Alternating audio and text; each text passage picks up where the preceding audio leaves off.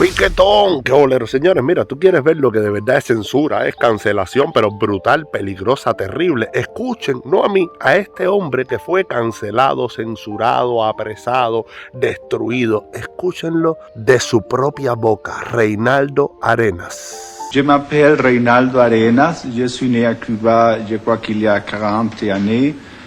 Ma famille et moi, ne sommes pas bourgeois, même petits bourgeois, nous sommes paysans, très pauvres paysans.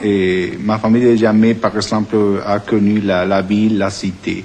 C'est-à-dire que nous sommes très pauvres avant la révolution. C'est pour ça que j'ai aidé à Castro dans la guérilla.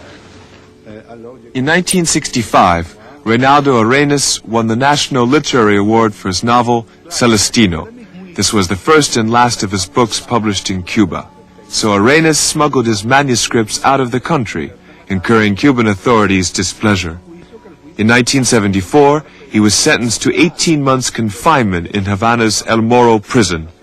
In 1980, taking advantage of the confusion caused by the great exodus from El Mariel, Arenas left Cuba. Yo estuve en el Morro prácticamente el año completo, pero la prisión del Morro a partir de 1979 fue cerrada, porque parece que resultaba demasiado escandaloso que hubiese una de las más sórdidas prisiones en Cuba frente precisamente a La Habana y en la misma entrada del puerto de La Habana, donde pasaban todos los barcos y donde incluso era un lugar turístico.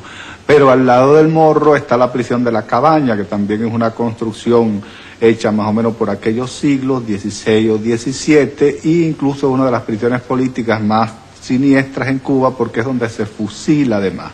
En el Morro ya no se fusilaba. Cuando a alguien lo llevaban para la Cabaña, siempre se tenía la impresión de que era una persona que se iba a ver por última vez, porque si se trasladaba del Morro para la Cabaña, era que iba a ser fusilado en la Cabaña. El Combinado del Este, que es la prisión más grande que hay hasta ahora en Cuba, que es una especie de ciudad-prisión, con una enorme cantidad de galeras, edificios de varios pisos, donde hay cabida casi como para 100.000 presos, fue construido además por nosotros mismos, por los presos. Y entonces allí trabajábamos como natural, como trabajo forzado, construyendo aquella enorme cárcel. Una vez, desde luego, que yo cumplo aquella sentencia, viene lo que ellos llaman un plan de rehabilitación. En ese plan consiste en que uno tiene que decir que uno desde luego se retracta de la vida que uno ha tenido antes, uno ya no va a hacer ningún tipo de actividad en contra del sistema, incluso hasta sexualmente uno se ha reeducado, entre comillas, y para que pudiéramos reeducarnos perfectamente, a mí me llevaron a trabajar a una serie de edificios como ayudante de albañil que se estaban construyendo en un reparto llamado Flores, para donde vivían los técnicos soviéticos. Lo primero que me pasa cuando yo salgo de la cárcel es que intento volver para la casa donde yo vivía y ver si recupero mis manuscritos, pero ya no pude entrar en aquella casa, porque una vez que uno está preso, la casa y todas las pertenencias que uno tiene ya pasan a ser confiscadas por el Estado. Entonces me vi sencillamente en la calle, o sea, la casa tenía un sello y yo no podía entrar a aquella casa. Incluso yo recuerdo que yo tenía uno de los manuscritos, que creo que fue el único que se salvó en aquel momento, sobre el techo de la casa, escondido debajo de las tejas en unos nylon. Y entonces el problema consistía en cómo yo podía subirme al techo de una casa que ya no era mía, ni al cual yo tenía acceso, para recuperar aquel manuscrito. Y, en fin, en una noche con varios amigos vigilamos y yo me subí al techo de la casa, y cuando subí, aunque parezca increíble, ya el manuscrito no estaba allí. O sea que ellos habían registrado hasta el mismo techo de la casa.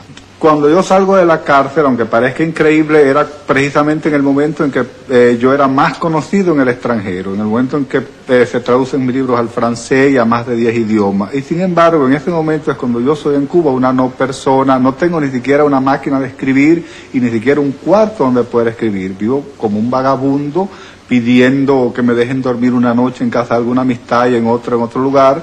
Y sencillamente la gente que viene a preguntar por mí no le dan razón de que yo existo. En ese momento yo creo que yo paso a encarnar un típico personaje de Orwell. Soy una no persona. José Napoleón Oropeza, que es un novelista conocido y ha publicado como 5 novelas en España y en Venezuela, llega a Cuba y se presenta a la Unión de Escritores y Artistas de Cuba y le pregunta a los funcionarios de allí, a Guillén y otros funcionarios, que quería ver a Reinaldo Arenas. Y le dicen, no, aquí no hay ningún escritor que se llame Reinaldo Arenas, y le enseñan la lista de escritores donde efectivamente yo no aparecía. Entonces va a la Casa de las Américas, y en la Casa de las Américas se entrevista también con otro funcionario que dice, usted está equivocado, en Cuba nosotros no tenemos ningún escritor que se llame Reinaldo Arenas.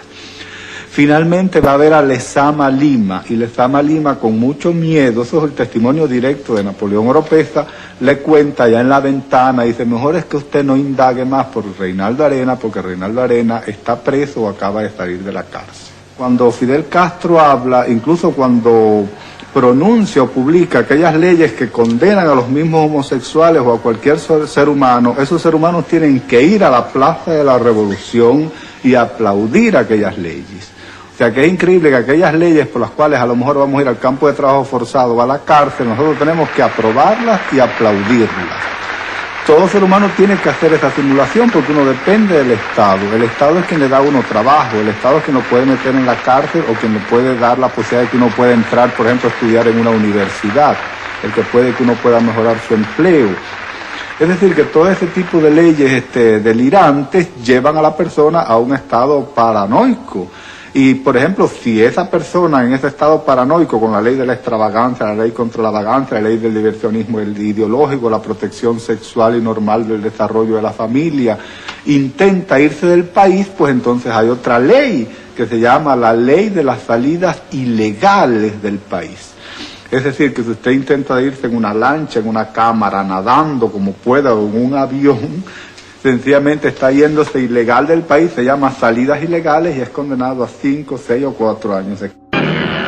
¿Vieron, Piquetón? Esto sí es censura, esto sí es represión, esto sí es cancelación, convertirte en una no persona, una persona invisible que no existe dentro de tu propio país. Así que nada, esto es para refrescarnos la memoria, que a veces se nos queda corta. Nos vemos en el próximo video.